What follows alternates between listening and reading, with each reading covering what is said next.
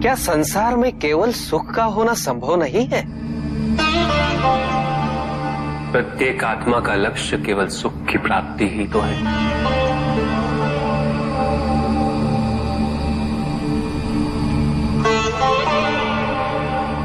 परमानंद की प्राप्ति।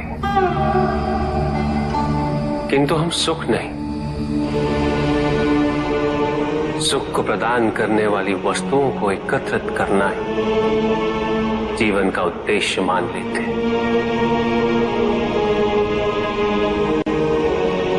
ये समस्त संसार माया है, सब कुछ नश्वर है।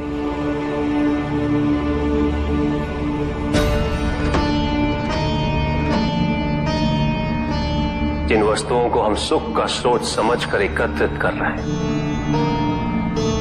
वो सदैव नहीं रहेंगी।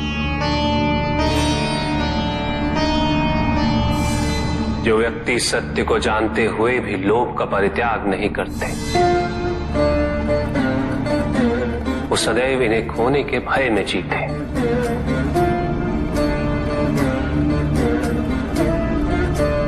और जो व्यक्ति सत्य को जानते ही नहीं, वो अहंकार में जीते।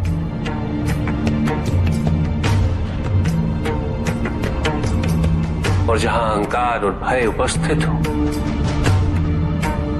वहां सुख कैसे रह सकता?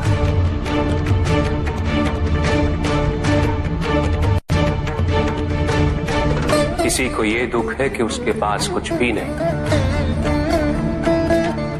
और जिसके पास सब कुछ, उसे ये दुख है कि पाने को कुछ शेष नहीं। सुख को हम स्वयं अपने दृष्टिकोण से परिभाषित कर देते हैं,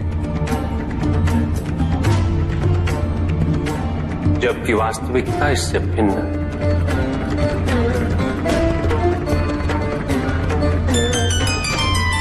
इसलिए आवश्यकता है अनासक्त रहने की। किंतु प्रभु, क्या आसक्ति स्वाभाविक नहीं है? पर दुख का मूल कारण भी तो यही है ऋषि भृगु। आसक्ति हमारे मन की शांति को छीन लेती, उसे भंग कर देती।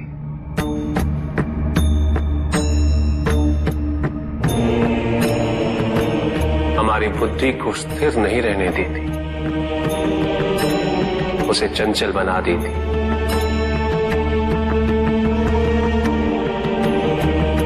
आसक्ति से प्रमाद की उत्पत्ति होती। प्रमाद मद होता है, और मद अहंकार का स्रोत है। और अहंकार पूर्णतः शुभता में परिवर्तित हो जाता है, अर्थात आसक्ति अशुभता की जननी। इसलिए अनावश्यक है। तो प्रभु, आसक्ति को अनासक्ति में कैसे परिवर्तित किया जा सकता है? और हम आसक्ति से कैसे उबर सकते हैं प्रभु? आसक्ति से मुक्त होना ही अनासक्ति है। आसक्तिहीन होने के लिए अपने और पराये का भेद मिटाना अनिवार्य है।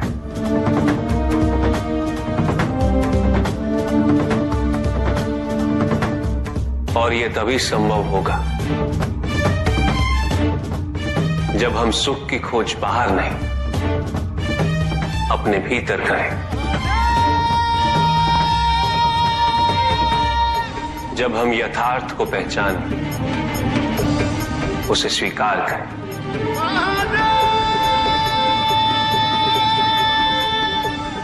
हम अपने सुख को सांसारिक तत्वों से परिभाषित नहीं करें। जब तक हम ऐसा करते रहेंगे, हम बंधते जाएंगे। जब हम स्वयं अपने भीतर झांकना आरंभ करेंगे, हमारी मुक्ति का मार्ग स्वतः प्रशस्त होता जाएगा। महादेव, आपने हमें दुख का कारण तो बता दिया, किंतु हम भय के बारे में भी जानना चाहते हैं।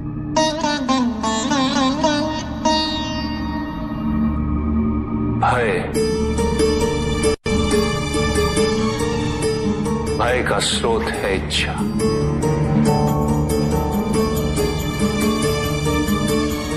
पाने की इच्छा होगी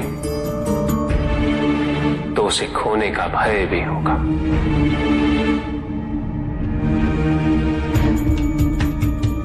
यदि जीवित रहने की इच्छा है तो मृत्यु का भय भी अवश्य होगा।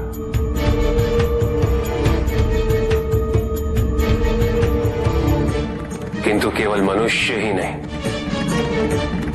देवता, गंधर्व सभी इस भय से ग्रसित हैं।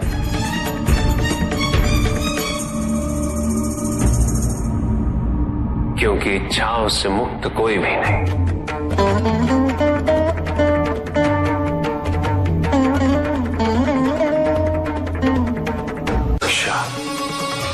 ईर्ष्या, द्वेष और निंदा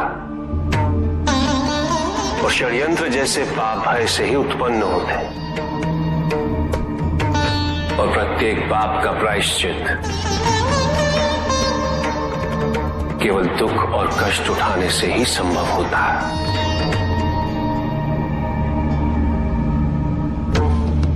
इसलिए भय भी अंत में दुख का कारण बन जाता है।